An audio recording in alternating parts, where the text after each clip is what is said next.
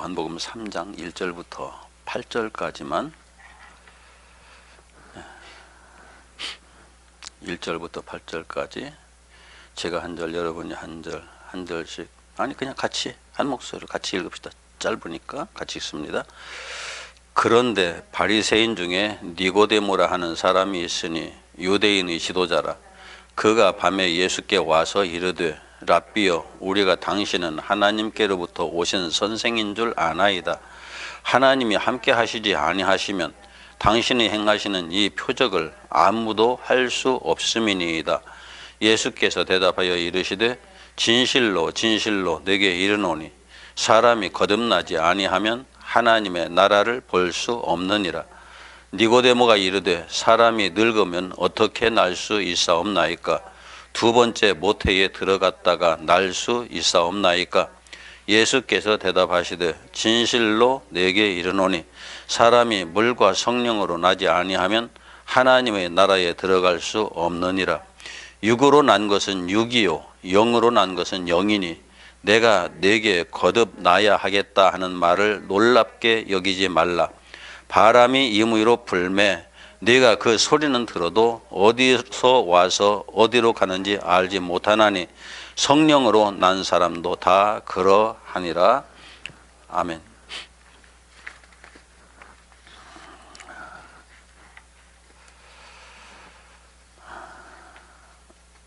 지난주에 이스라엘 백성들이 출애굽해서 가데스 바네아에 이르러서 가데스 바네아에서 12정탐꾼을 파송한 그 결과에 대한 내용까지를 같이 생각해 봤습니다. 참고로 출애굽기가 전체 40장인데 40장 중에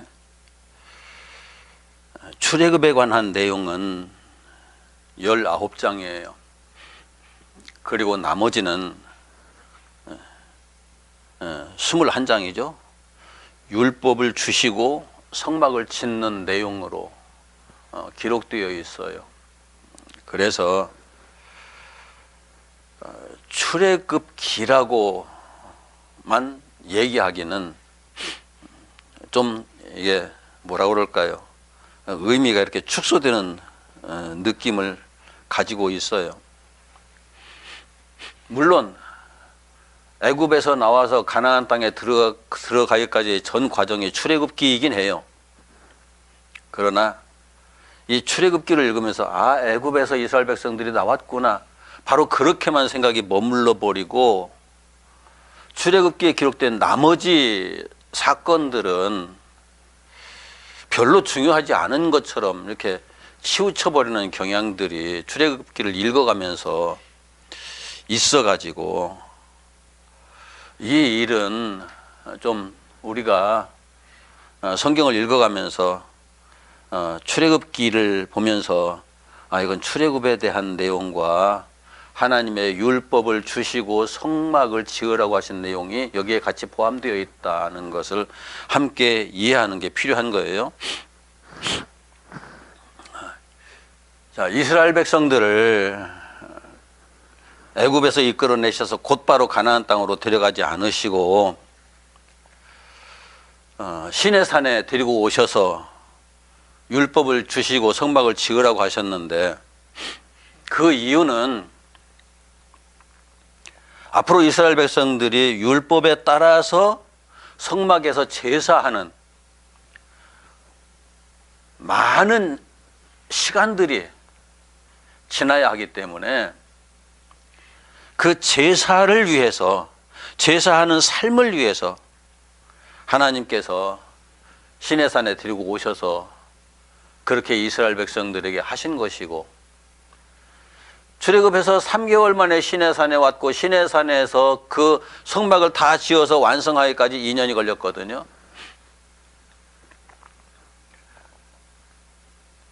그러니까 이 내용들을 통해서 하나님께서 목적하신 바를 우리가 정확히 이해할 수 있어야 성경에 왜 이렇게 기록되어져 있는지를 선명하게 이해하고 성경을 볼 수가 있어요.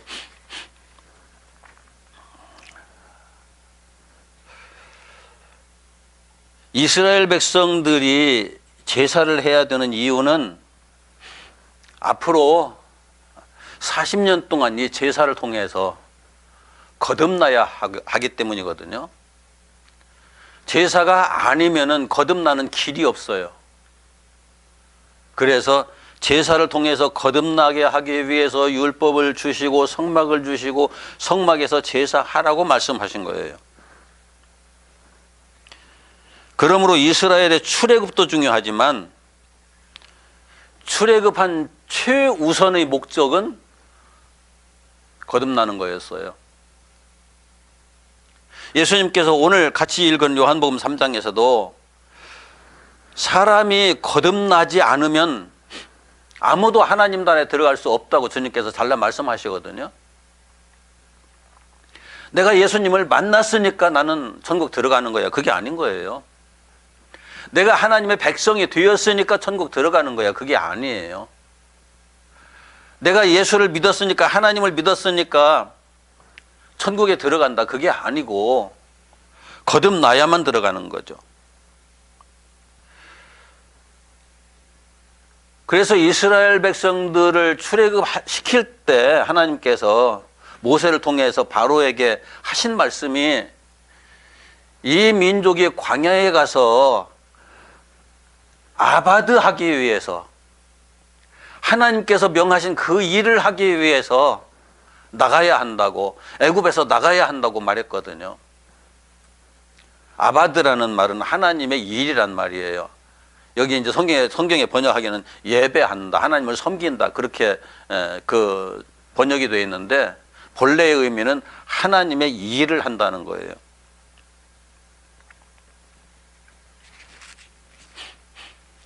그런데 하나님의 일이 뭐냐? 하나님이 말씀이시고 말씀이신 하나님이 육신이 되셔서 이 땅에 오셔서 그 예수께서 하신 가장 중요한 일이 바로 자기 자신을 십자가에다 못 박은 일이거든요. 당신이 자신을 그 희생 제물로 삼아서 십자가에다 올려놓으신 일이에요. 그런데 제사하는 것이 희생 제물을 번제단 위에다 올리는 일이거든요. 예수님을 십자가에다 올리는 일이었다고요. 그래서 이 하나님의 일이라고 하는 것이, 아바드라고 하는 것이 이스라엘 백성 한 사람 한 사람이 희생 제물인 예수님을 번제단에다 올려놓으면서 회개하는 과정을 통해서 거듭나는 거였죠. 이것이 하나님께서 가장 소중하게 여기시는 하나님의 일이에요. 그런 거듭되는 제사를 통해서 이스라엘 백성들이 여지껏 애굽인으로 살았는데 그 제사를 통해서 애굽인이 아닌 진정한 하나님 나라의 백성으로 거듭나게 되는 거죠. 죄송합니다. 이게 비염 때문에 콧물이.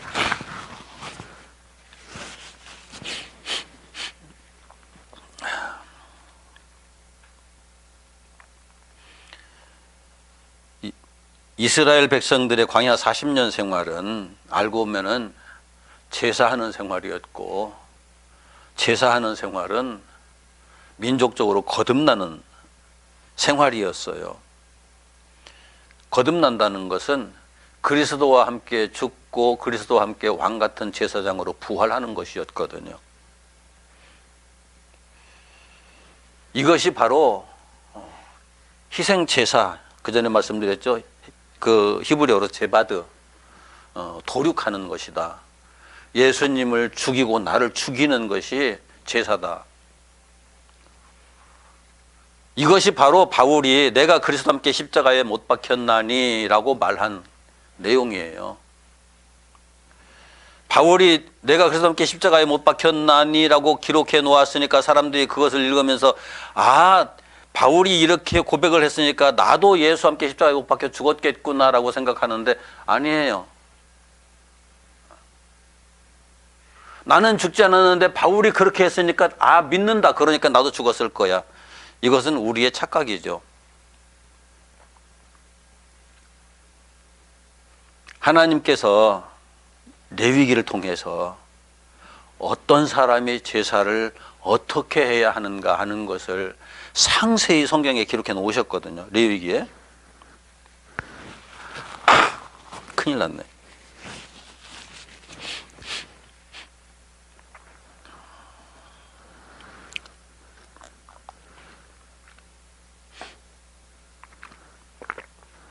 그리고 이제 그 제사를 온전히 이룬 사람은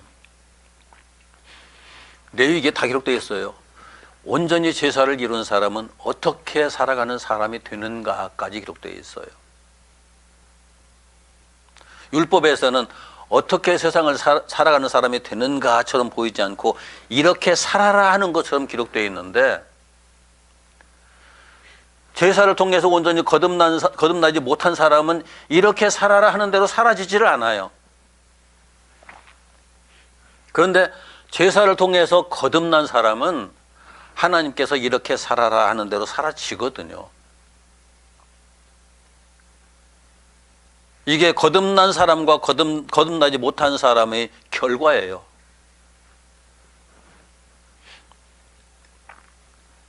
이렇게까지 하나님께서 말씀을 하시고 레위기 끝편에 가서 이제 신명기로 넘어가서 이스라엘 백성들을 이제는 광야로 가자라고 하시거든요. 신명기가 아니라 민수기로 넘어가면서. 그래서 이스라엘 백성들을 데리고 광야로 들어가는데, 광야로 본격적인 광야 생활을 시작하기 전에 가데스 바네에다 딱 들여다 놓고서 너희들이 가나안 땅에 들어갈 수 있는지 없는지 스스로 확인해 보라고 하신 거죠. 이것이 지난주에 드린 말씀 중에 있는 내용이에요. 하여튼 이스라엘 백성들은 하나님의 그 테스트에서 자신들이 가나안 땅에 들어갈 수 없는 존재라는 것을 확인을 했어요.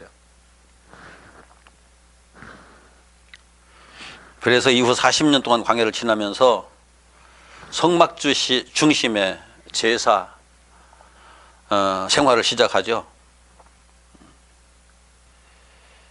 이스라엘의 40년 광야 생활은 오직 성막을 중심으로 한, 성막을 이스라엘 백성이 진영에 한 가운데 딱 놔두고 그것을 중심으로 제사를 계속하는 제사의 생활이었어요. 40년 동안에 뭐 시내산에 출발해서 어디로 가고 어디로 가고 어디로 가고 어디로 가고 그런 내용들이 쭉 나오지만 그게 중요한 게 아니에요. 40년 동안 제사를 했다는 게 중요한 거죠.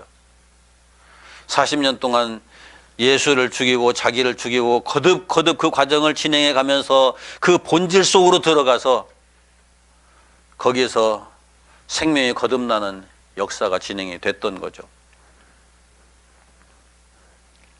바로 이것이 출애굽의 목적이었어요. 이스라엘 백성들이 출애굽한 목적. 그 제사를 통해서 민족적으로 거듭나고 그 거듭나게 해서 하나님께서 약속하신 그 나라에 들어가는 것이 그들이 또 제사하는 이유고 이스라엘 백성이 존재하는 이유가 되는 거죠. 다시 말하면 저와 여러분이 지금 이 땅에 존재하는 이유가 이 제사를 통해서 하나님 나라에 들어가기 위한 거예요.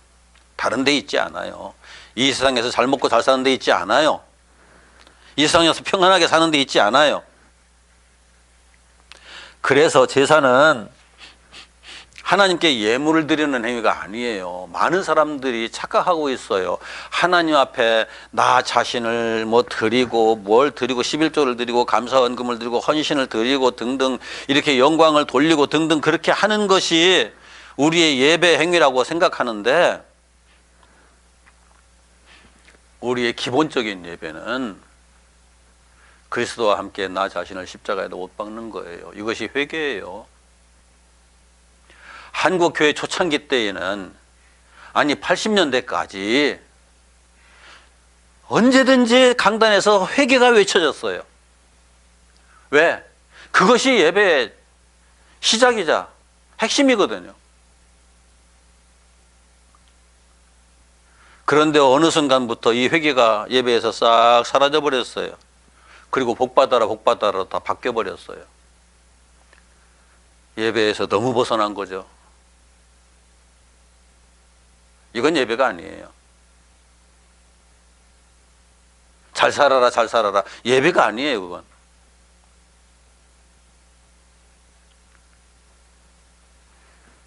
예수 안에서 그리스도와 함께 자기를 부인하고 자기를 죽이는 행위를 하는 것, 이것이 예배의 시작이에요.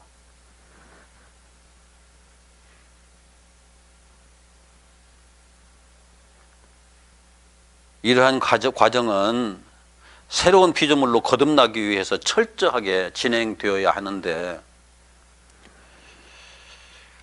어느 날부터 교회에서 우리의 거듭남에 대한 이야기도 슬금슬금 들어가 버리고 그냥 예수만 믿으면 거듭나는 거야 라고 착각하게 만드는 일들이 우리 주변에서 많이 일어나고 있어요.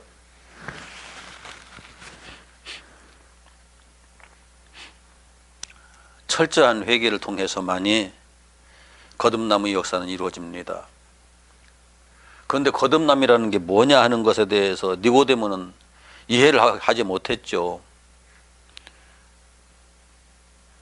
유대인의 선생이었어요. 니고데모는 산헤드린 공회원이었고요. 우리나라 국회 같은 곳인데, 그런 니고데모가 예수께 찾아온 이유는 내가 메시아를 믿고 기다리고 있었고 메시아께서 지금 오셨다, 지금 보니까 저분이 메시아다, 그러니까 저분이 오셨으므로 나는 천국에 갈 수 있어, 하나님 나라에 갈 수 있어 라고 생각하며 예수님께 왔거든요. 그런데 예수님은 니고데모에게 거듭나지 않으면 하나님 나라를 볼 수 없다고 말씀하시는 거예요. 니고데모가 자기는 전혀 생각지도 못했던, 아니 자기의 어떤 식견과 논리로서는 도무지 이해할 수 없는 이야기를 주님께서 하고 계신 거죠. 사람이 거듭났다니요, 어떻게 모태에 들어갔다가 다시 나올 수 있습니까?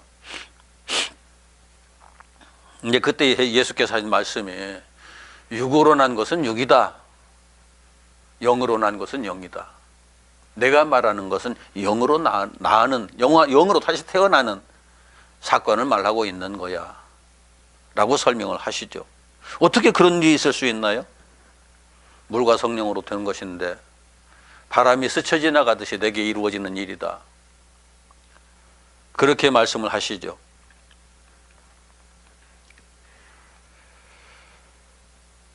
많은 사람들이 이 내용을 이야기하면서, 제가 다른 분들이 요한복음 3장을 가지고 설교하는 내용을 많이 들어봤거든요.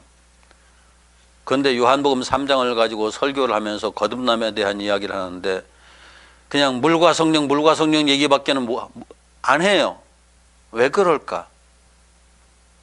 그러다가서 목사님들이 좀 모이는 자리가 있어가지고 물과 성령이 맞긴 맞지만은 거기에 또 하나 전제되는 게 있다. 그게 무언가 하면은 니고데모가 지금 예수께 왔지 않느냐, 내가 당신 때문에 당신으로 말미암아 천국에 갈 수 있습니다 하고 예수님께 왔다. 그런데 그 예수님께서 말씀하신다.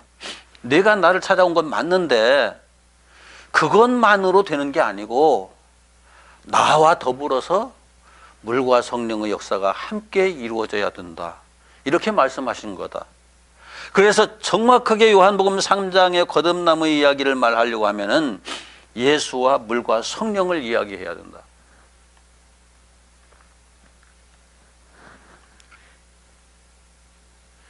이게 창세기에 다 기록되어 있고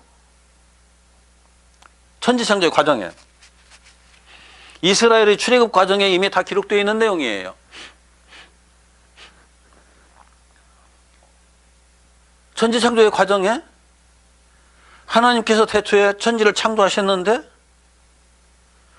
그 천지가 온통 물에 다 감싸여 있고 그 물을 성령께서 품에 안고 돌리고 계셨다.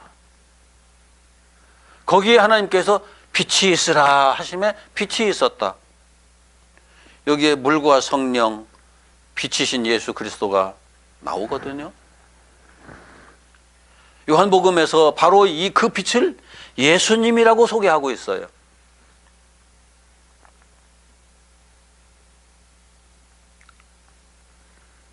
천지 창조는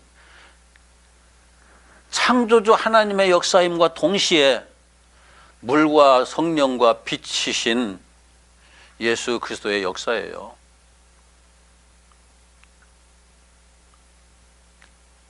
그런데 이스라엘 백성이 출애굽을 하면서 또 똑같은 내용이 기록되어 있거든요.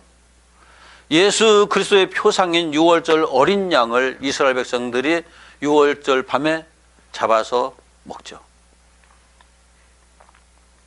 그리고 나서 출애굽을 할 때 불기둥과 구름기둥으로 표상된 성령의 역사가 이스라엘 백성들을 이끌어 가요. 이끌어서 애굽에서 출애굽할 때 어디로 끌고 가느냐? 홍해로 끌고 가서 홍해 물속에다 집어넣어요. 홍해 물속에 빠져 죽진 않지만은 물을 쫙 가르고 물속으로 들어가죠. 그런데 물속으로 들어갔다 물속에서 나온 것 같지만은 광야를 지나면서 이스라엘 백성을 따르는 반석의 물을 마셨다라고 사도 바울이 고린도전서 10장 4절에 기록하고 있어요. 우리는 시내산 그 자락에서 이스라엘 백성들이 물이 없다고 아우성 칠 때 모세가 반석을 꽝 쳐가지고 거기서 반석을 터뜨려서 물을 냈다, 그 물을 마셨다라고만 생각하고 있는데, 사도 바울은 그 반석이 이스라엘 백성들을 따라다니면서 물을 제공했다고 말하거든요.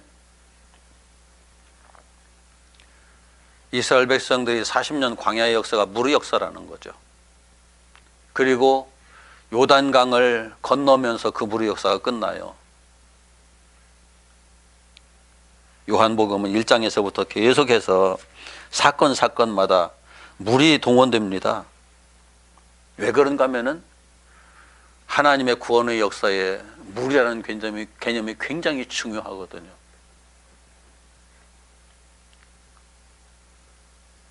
이 물은 무엇이었을까 그럼? 그냥 막연하게 하나님의 말씀, 맞긴 맞아요. 그런데 하나님의 말씀이 아닌 게 어디 있어요? 온 우주에 그 어느 것도 하나님의 말씀이 아닌 게 없어요. 이건 하나님께서 천지를 창조하신 원리와 원칙이며 모든 만물을 지배하시고 다스리시는 원리와 원칙이며 기준이에요.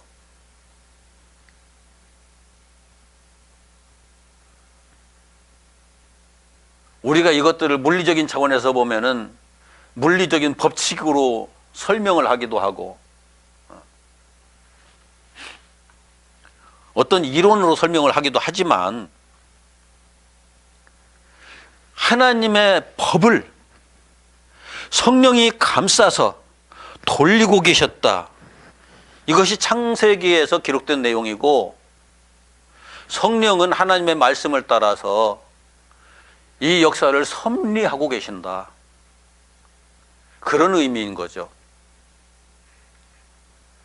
성령께서 이 말씀을, 하나님의 진리를 감싸고 돌리고 계시지 않으면은 이 우주 만물의 역사는 스톱하고 말아요. 더 이상 진행이 안 돼요. 저와 여러분들이 지금 예수를 믿으면서 신앙생활하는 것도 성령의 섭리하심 속에 있는 거예요. 이걸 물이라고 표현한 거죠. 성령과 물은 떼어놓을 수 없는 관계가 있는 거죠, 역사 속에서. 그런데 거기에 예수의 생명이 주어지지 않으면은, 예수의 생명이 비춰지지 않으면은, 예수의 생명이 투입되지 않으면 생명의 역사는 없죠. 그래서 예수의 생명이 중요한 거예요.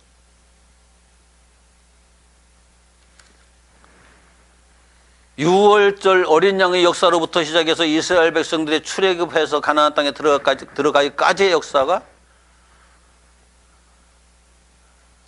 예수와 물과 성령의 역사로 진행되었던 거죠.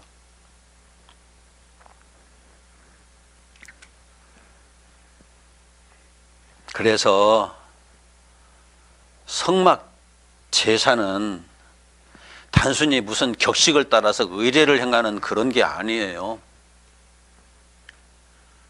격식을 따라서 의례를 행하는 그런 것이 아니고 히브리 원문에 제바흐라고 기록되어 있다고 지난번에 배웠죠. 도륙하는 것이다. 그래서 이스라엘 백성들이 드리는 이 제사는 다른 이방인들의 제사와는 확연하게 그 성격이 구분되는 거예요. 이방인들이 하는 제사는 그 사람들은 제사를 드린다고 그러죠.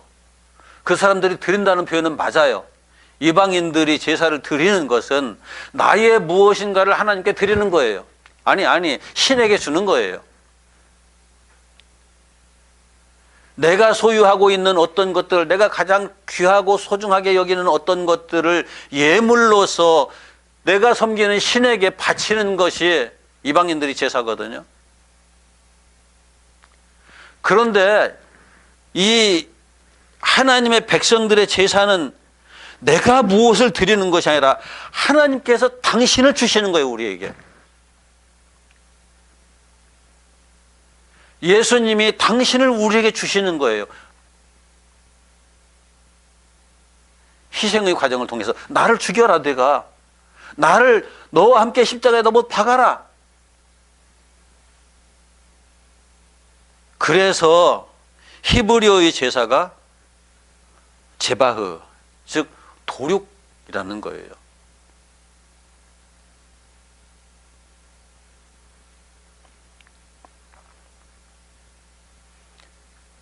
우리들이 예배를 정확하게 이해하고 있어야 돼요.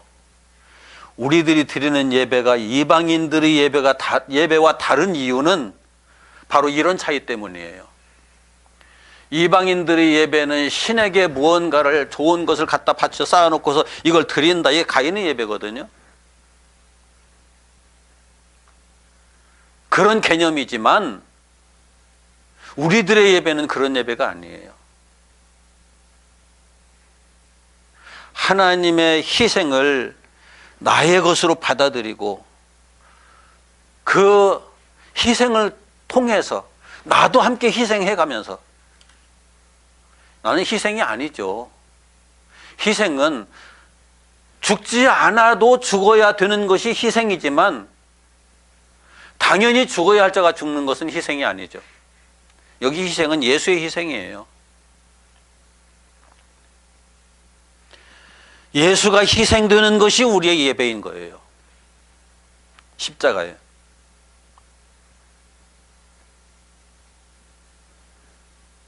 여기에 나의 공로는 전혀 없습니다. 이스라엘 백성들을 아바들을 위해서 애굽에서 이끌어내시고 시내산을 거쳐서 광야로 들어가서 그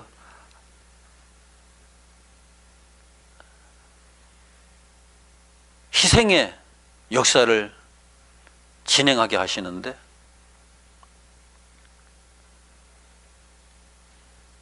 여기에 거듭남의 비밀이 있는 거죠. 그런데 이제 이 제사의 과정을 구체적으로 살펴보면은 이스라엘 백성 중에서 자신이 죄인이라는 사실을 깨달은 자가 희생 제물을 마련해서 제사하려고 성막으로 오게 되어 있어요. 이것이 하나님께서 정하신 거거든요. 죄인이라고 깨달아지지 않은 사람은 예수를 죽일 필요가 없어요. 회개할 필요가 없는 거죠. 내가 죄인이라는 사실을 깨달은 사람만이 그 죄에서 구원받기 위해서 예수가 필요하기 때문에 그런 사람만 와서 예배를 드려라, 제사를 해라 라고 말씀하신 거죠.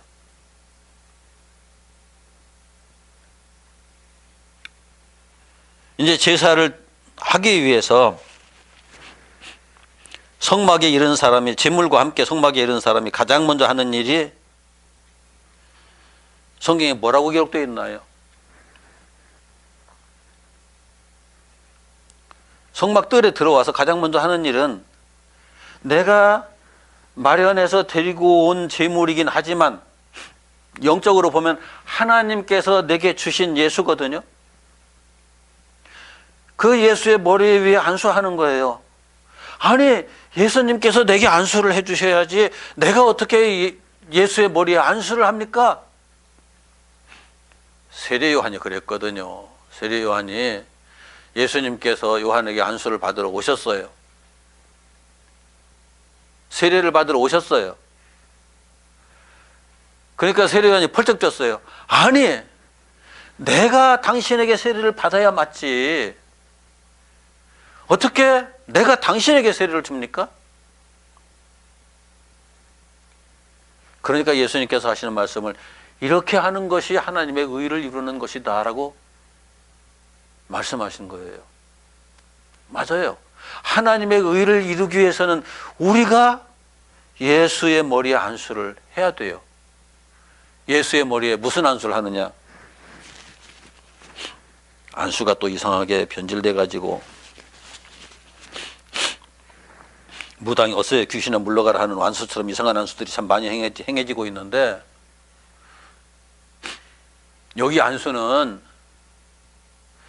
내 생명을 예수께 떠넘기는 거예요. 나를 예수께 넘기는 거예요. 내 죄를, 내 사망의 이 생명 자체를 예수께 넘기는 거예요.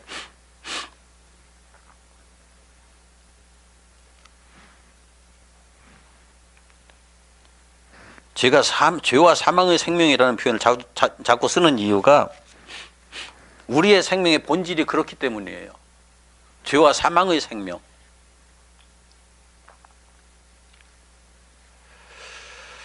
자, 우리가 가지고 있는 이 생명, 도대체 어떤 생명일까? 사실 우리는 생명에 대한 오해 속에서 세상을 살아요. 우리의 생명은 아담 안에서 에덴 동산에서 이미 죽었거든요, 다. 이건 육체의 이 생기를 말하는 게 아니고 하나님의 형상의 생명을 말하는 거예요. 하나님의 형상으로서의 생명. 에덴 동산에서 이미 다 죽었어요. 그래서 죄로 죽었던 너희를 살렸다고 성경에 기록되어 있지, 죽을 뻔한 너희를 살렸다고 말씀하시지 않아요.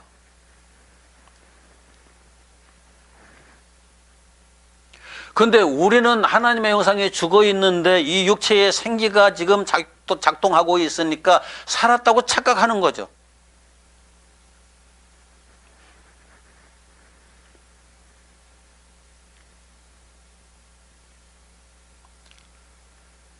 이건 우리들의 어리석음이에요. 육체의 생기일 뿐인 이것을 가지고 생명이라고, 예수님께서 내가 곧 길이요 진리요 생명이라고 말씀하실 때 그 생명과는 전혀 다른 거거든요.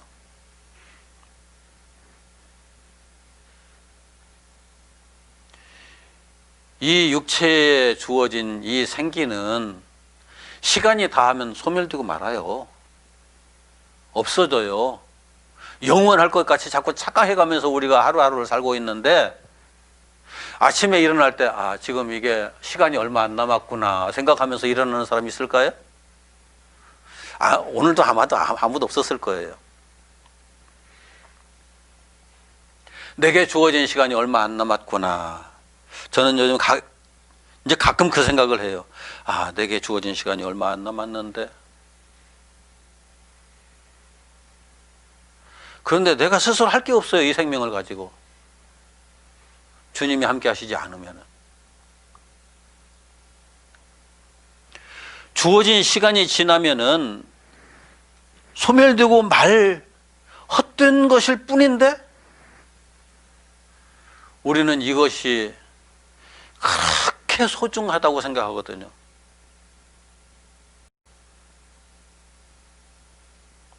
러시아의 문호가 표현했던 톨스토이가 표현했던 거죠. 우리는 이 땅에 태어나는 그 순간부터 죽어가는 거다.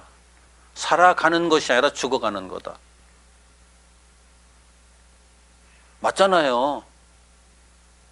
어떤 사람은 40년을 죽어가고, 어떤 사람은 50년, 어떤 사람은 60년, 70년, 80년, 어떤 사람은 90년을 죽어가다가 90년 다 하면 그냥 사라지고 말잖아요. 어떤 사람은 뭐 태어나자마자 바로 소멸되고 마는 경우도 있지만 죽어가요. 영은 이미 죽었고, 육신 또한 하나님께서 우리에게 허락하신 시간이 지나면은 소멸되고 마는 거예요.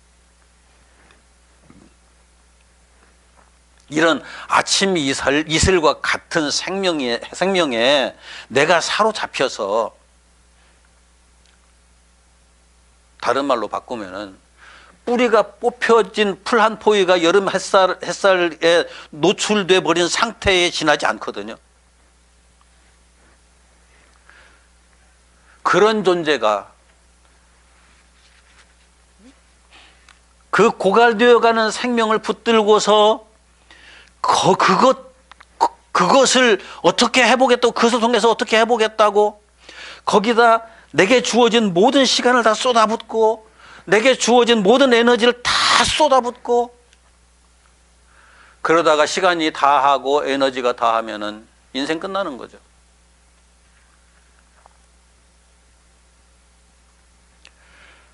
그럼에도 불구하고 내가 그 생명의 노예로 살고 있다는 걸 몰라요. 내가 그 생명의 종으로 살고 있다는 것을 몰라요.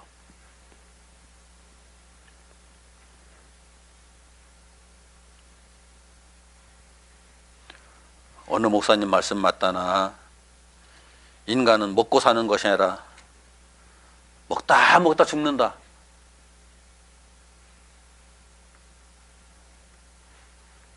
그 얘기를 들어가면서 같이 모였던 목사님들이 까르르 하고 웃었는데, 인생은 자기 시간, 자기 에너지 깎아먹고 갉아먹고 뜯어먹고 파먹다가 그 시간 다 하면, 그 에너지 다 하면 죽는다고요. 끝난다고요. 그런 걸 보면은 옛날 어른들이 목구멍이 포도청이라는 말을 했는데, 목구멍이 포도청이 아니라 목구멍이 신이에요. 우상이에요.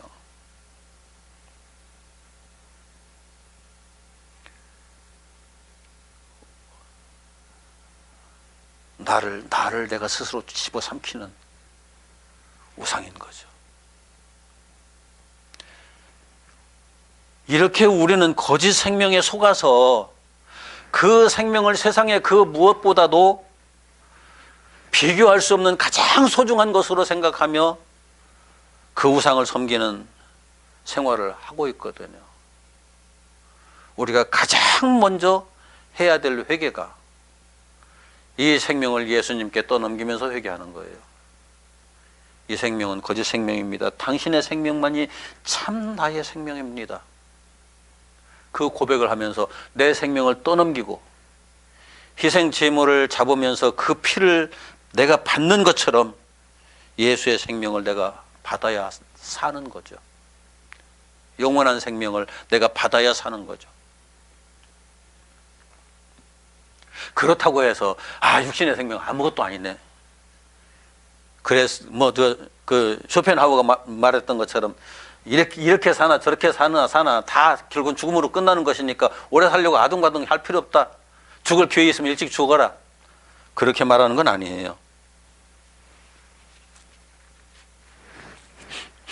하나님께서 우리에게 이 생명을 주신 목적은 이 생명을 씨앗으로 심어가지고 거기에서 영원한 생명을 얻게 하기 위한 거예요.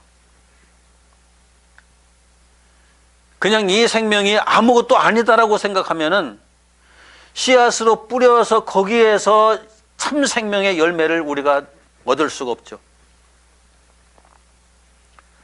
그래서 육체의 생명은 그래서 중요한 거예요. 그래서 이걸 붙들고 이걸 섬기기 위해서 중요한 것이 아니라 이 생명을 씨앗으로 뿌려서 그 생명이 죽어가면서 거기에서 참 생명의 열매를 맺고 그 생명을 취하여야 하기 때문에 이 생명이 중요한 거죠.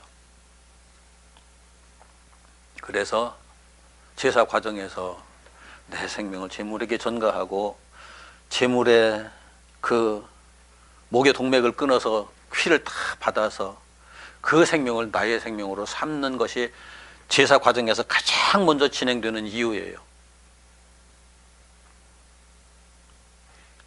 그때부터 나는 내 생명으로 사는 것이 아니라 예수의 생명으로 산다. 이렇게 고백이 되는 거죠. 이렇게 생명을 주님과 교환하고 나서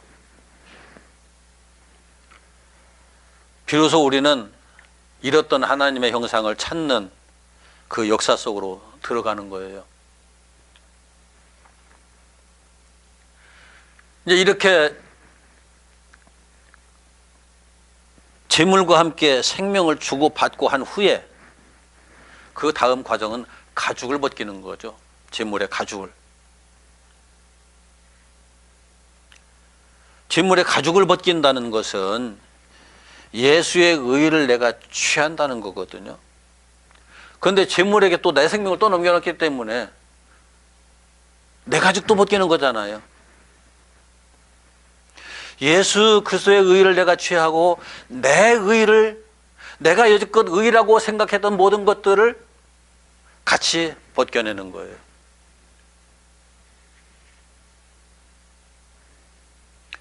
우리는 참 조금만 뭐 그럴듯한 것이 있으면 그것을 내 의로 삼으려고 많이들 애를 쓰죠. 우리가 세상을 살면서 알게 모르게 나를 가리고 나를 그럴듯한 존재로 만들어 줄 것 같은 것들을 취해서 그것으로 나를 감싸면서 살아왔는지를 그런 과정을 통해서 확인하게 되는 거예요. 명예로 감싸고 지식으로 감싸고 권력으로 감싸고 돈으로 감싸고 무엇이든지 나를 감쌀 만한 것들은 다 끌어다가 나를 감싸면서 살죠.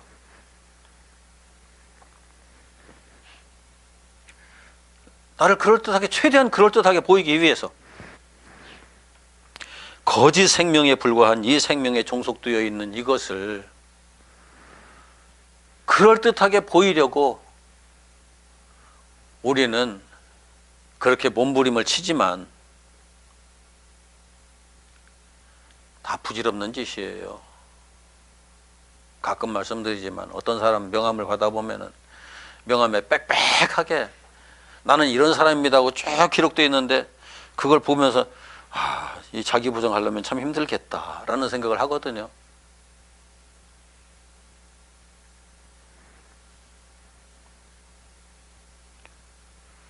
주께서 보실 때 우리의 이런 모습들은 그냥 속에 송장이 들어있는 무덤에다가 회치를 하는 것과 다를 바 없어요. 이 땅에 태어나는 순간 우리는 하나님의 형상에 죽어있는 무덤의 존재거든요. 살아서 걸어다니는 무덤. 살아서 걸어다니는 무덤이긴 한데 거기에 육체의 생기가 있으니까 뭐 그럴듯하게 보이는 거고 그 그럴듯한 것처럼 보이는 것을 자꾸 회치를 해가지고 더 괜찮게 보이려고 하는 이런 속성이 우리 안에서 작용한단 말이에요.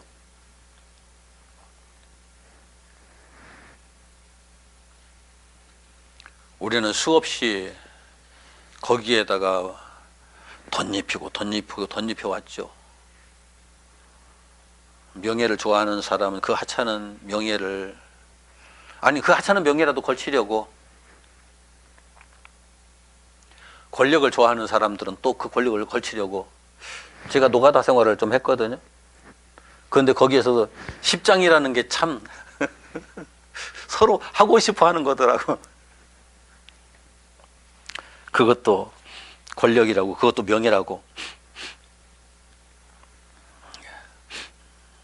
그 완장 하나 사면은 뭐 된 것 같은 느낌이 드는가 봐요. 지식을 좋아하는 사람은 가짜 박사 학위라도 받아보려고 몸부림치는, 참 그런 걸 저는 많이 봤어요.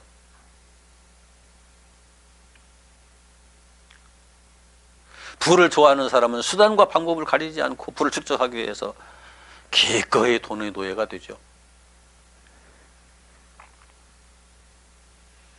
하나님께서 그런 우리들의 모습을 보실 때 어떻게 생각을 하실까요? 그 정신이 좀 이렇게 이상하게 되신 분이 이제 날씨가 추워지니까 길을 걸어가면서 눈에 띄는 거 있으면 자꾸 갖다 몸에다가 이렇게 박수도 갖다 붙이고 신문지도 갖다 붙여가면서 다니시더라고요. 하나님께서 보실 때 우리의 모습이 그렇게 보이지 않을까.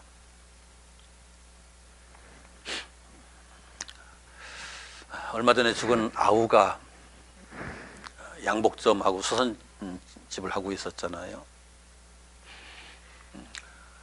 그런데 아우는 수선비가 싼 옷은 수선을 안 했어요. 수선비가 싼 옷은 저기 가면 시장이 있는데 시장에 그 옷 수선하는 데서 그쪽으로 가십시오 보냈거든요.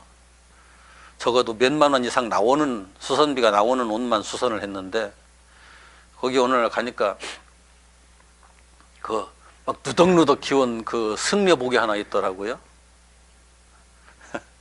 이런 것도 수선에 입나라고 제가 아우한테 물었어요. 그랬더니 아우가 하는 말이, 형님 이게 얼마나 비싼 옷인데요. 그래요. 뭐 그렇게 비싸냐고 그랬더니만, 새 옷을, 새 천을 조각을 내 가지고 그렇게 누더기처럼 만들어 가지고 하기 때문에, 옷을 제작하기 때문에 비싸대요, 옷이.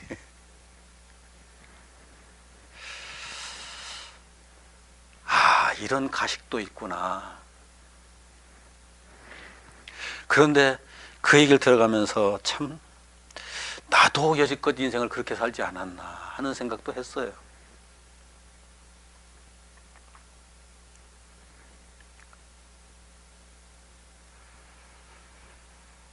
경우에 따라서는 수많은 형태의 위선과 가식을 내게 또 걸쳐가면서 세상을 살아가고 있는 거죠, 사람들은. 그러면서 그걸 의와 자랑거리처럼 또 이야기를 해요. 이것이 애굽의 생활이며 애굽인의 삶이에요. 그리고 지금 이 세상을 살아가는 우리들의 정체성이죠.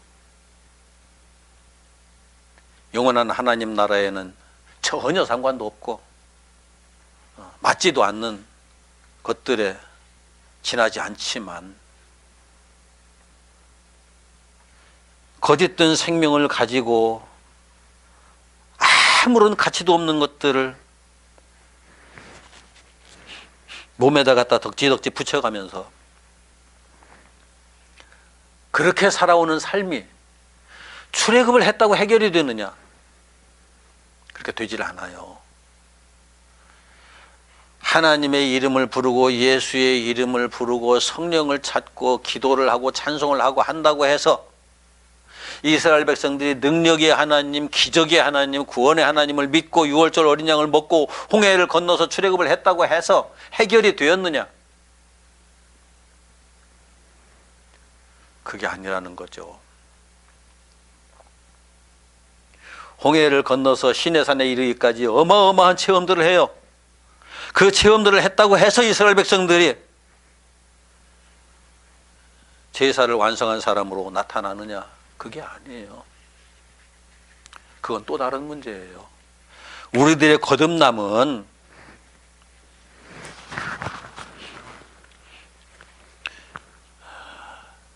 신앙의 형식 속에서 이루어지는 수많은 사건들과는 상관이 없이 영적인 차원에서 이루어지는 또 다른 사건인 거예요.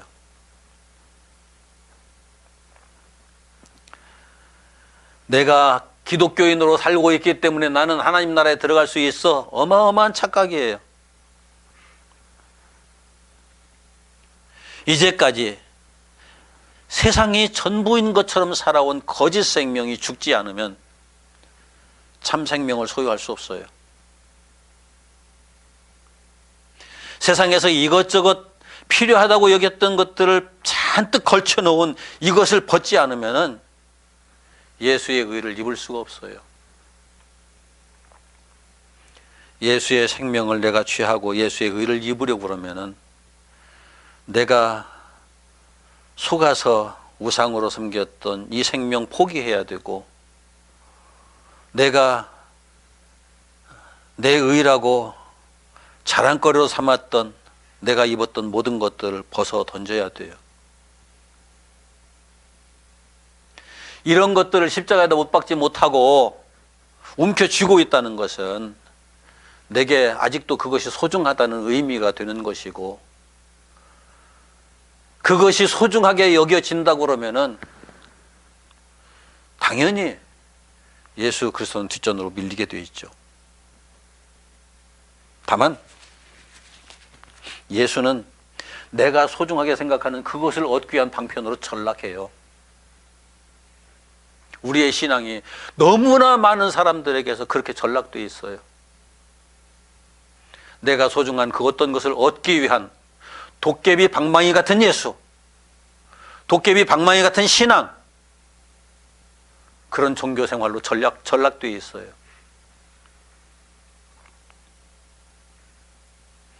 생명이 바뀌고 덧입혀진 것들이 벗겨지고 새로운 피조물이 되지 않으면 신의 산을 의기양양하게 내려왔지만 가데스 바네아에서 땅을 치며 눈물을 뿌리며 통곡했던 이스라엘 백성들의 전철을 다시 고스란히 되밟을 수밖에 없어요.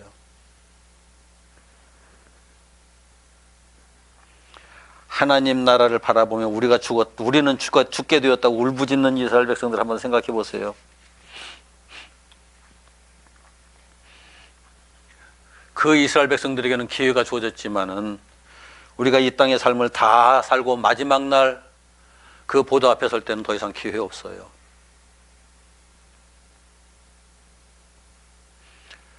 무엇을 믿든지 믿고 선택하는 것은 우리의 몫이죠. 그리고 그 결과도 우리의 몫이에요.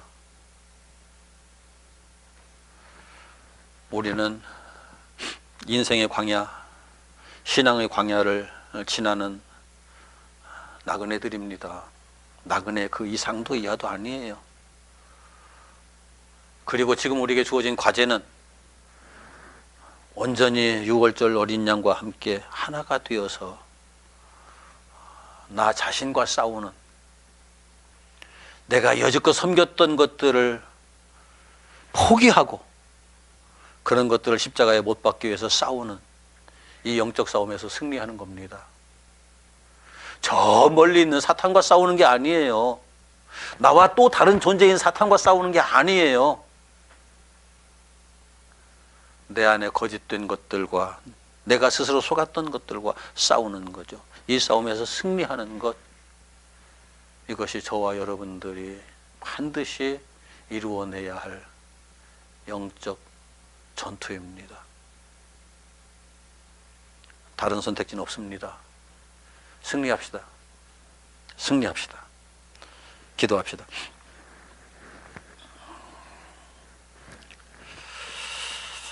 하나님, 감사합니다.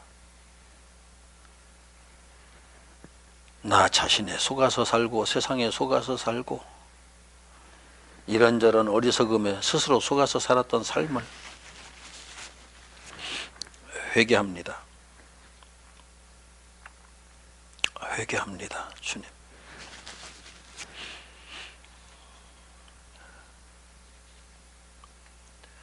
헛된 것들에 얽매여서 그것이 소중한 것이라고 생각하고 그것에 인생을 낭비했음을 회개합니다.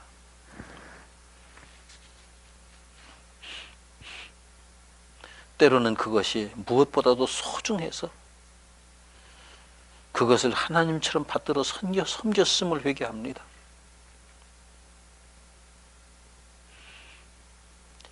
이대로는 하나님의 보좌 앞에 설 수 없기에 회개합니다.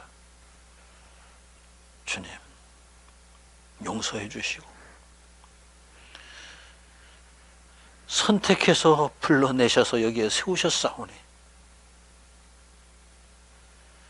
예수 그리스도와 물과 성령으로 역사하옵소서. 역사하옵소서. 온전한 거듭남에 이르기까지 당신의 손을 멈추지 말고 우리들을 붙들고 이끄셔서 이루시옵소서. 나 자신을 맡겨드립니다. 우리 자신을 맡겨드립니다. 당신께서 시작하셨으니 이루실 줄 믿습니다.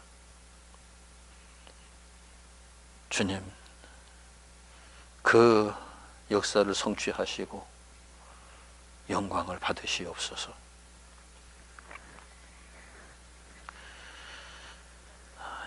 역사를 시작하신 우리 주님께 감사 영광 돌리옵고 우리 주 예수님의 이름으로 기도드립니다. 아멘.